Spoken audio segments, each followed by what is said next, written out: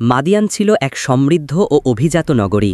ব্যবসা বাণিজ্য, বাজার, কারবানসারি সবকিছু ছিল অত্যন্ত উন্নত।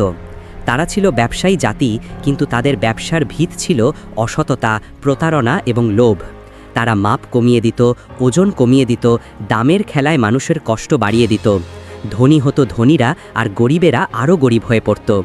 এই জাতির কাছে আল্লাহ পাঠালেন হজরত শোয়াইব আলাইহিসসালামকে। তিনি ছিলেন অত্যন্ত কোমল হৃদয়ের, সত্যবাদী এবং জ্ঞানী। মানুষ তাকে ভালোবাসত, কারণ তিনি সব সময় ন্যায় ও সততার কথা বলতেন। তাই তাকে বলা হতো খাতিবুল আম্বিয়া, অর্থাৎ নবীদের মধ্যে শ্রেষ্ঠ বক্তা। শোয়াইব আলাইহিসসালাম তার জাতিকে ডাকলেন, হে আমার জাতি, আল্লাহ ছাড়া আর কোনো উপাস্য নেই। তার পথে ফিরে আসো। তোমরা যখন মাপ দাও, ঠিক মাপ দাও। যখন ওজন করো, সঠিক ওজন দাও। লোকেদের হক মেরে দিও না। অন্যায় ও দুর্নীতি পৃথিবীতে ছড়িও না। কিন্তু মাদিয়ানের নেতারা বলল, শোয়াইব, তোমার সালাত কি তোমাকে এই শিক্ষা দেয় যে আমরা আমাদের ইচ্ছে মতো ব্যবসা করতে পারবো না? আমরা আমাদের সম্পত্তি নিয়ে তোমার কথা শুনবো কেন? আমরা স্বাধীন, আমরা যা খুশি করব। তারা হাসত, বিদ্রূপ করত। তারা বলল, শোয়াইব, তুমি একজন সৎ মানুষ, কিন্তু তোমার কথা আমাদের সমাজের নিয়ম ভেঙে দিচ্ছে। তুমি কি চাও আমরা আমাদের পূর্বপুরুষদের পথ ছেড়ে দিই?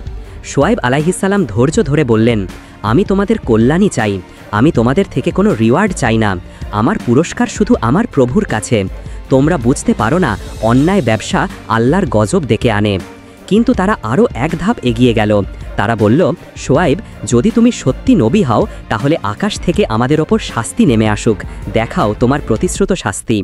শোয়াইব আলাইহিসসালাম ব্যথিত হৃদয়ে বললেন, তোমাদের জন্য আমি মঙ্গলই চাই। তোমাদের ওপর আল্লাহর শাস্তি আসুক, এটা আমার ইচ্ছা নয়। কিন্তু যদি তোমরা জিদে অটল থাকো, তবে আল্লাহর সিদ্ধান্ত তোমাদের কিছুই কাজে আসবে না। তাদের অহংকার দিন দিন বাড়তে লাগল। ব্যবসায়িক প্রতারণা ছিল তাদের জন্য স্বাভাবিক। বাজারে দাঁড়িয়ে তারা মাপ কমাতো, ওজন কমাতো, আবার লাইনে দাঁড়িয়ে মানুষকে ঠকাতো। আল্লাহর নবীর বার্তা তাদের হৃদয় স্পর্শ করল না। একদিন আল্লাহর পক্ষ থেকে শোয়াইব নবীকে ইশারা এলো, সময় এসেছে। শোয়াইব তার ঈমানদার সঙ্গীদের বললেন, তোমরা সবাই নগরী ছেড়ে বের হয়ে যাও। মুমিনরা নগরী ত্যাগ করল, আর যারা অন্যায় করত তারা আগের মতোই বিদ্রূপ করতে লাগল। তারা বলল, শোয়াইবকে তো আমাদের শহর থেকে বের করে দেওয়া হয়েছে।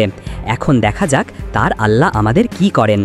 পরদিন ভোরে আকাশ অদ্ভুতভাবে অন্ধকার হয়ে গেল, যেন বাতাসও থমকে দাঁড়ালো। মুহূর্তেই শুরু হলো তীব্র কম্পন। পাহাড় কেঁপে উঠল, ঘর বাড়ি দুলতে লাগলো, মানুষ আতঙ্কে চিৎকার করল। তারপর আকাশ থেকে নেমে এলো এক ভয়ঙ্কর শব্দ, এক বিস্ফোরণ, একটি বজ্রধ্বনি, যা এক মুহূর্তে পুরো শহরকে নিশ্চুপ করে দিল। এক প্রচণ্ড ভূমিকম্পে মাদিয়ান জাতি মাটিতে লুটিয়ে পড়ল। তাদের ঘর ধসে গেল, পথ ভেঙে গেল, অট্টালিকা ভস্ম হয়ে গেল। শক্তিশালী ব্যবসায়ীরা, অহংকারী নেতারা সবাই একটি শব্দেই ধ্বংস হয়ে গেল। সকালে যখন সূর্য উঠল, দেখা গেল সমৃদ্ধ মাদিয়ান শহর নিঃশব্দে ধ্বংসস্তূপ, যেন কখনো সেখানে কেউ বাসই করেনি।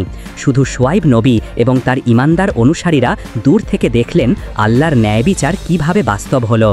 শোয়াইব আলাইহিসসালাম বললেন, হে আমার জাতি, আমি তোমাদের মঙ্গল চেয়েছিলাম, আমি সততার শিক্ষা দিয়েছিলাম, তোমরা শোনোনি, আর আজ তোমাদের arrogant business collapsed in one strike. এই কাহিনী শেখায়, যে জাতি অন্যায়, প্রতারণা, দুর্নীতি এবং লোভে ডুবে যায়, সে জাতি আল্লাহর গজব থেকে রক্ষা পায় না। আর যারা সত্য, সততা ও আল্লাহর ওপর ভরসা রাখে, আল্লাহ তাদেরই রক্ষা করেন। এটাই মাদিয়ান জাতির ধ্বংস এবং হজরত শোয়াইব আলাইহিসসালামের সত্য শিক্ষা।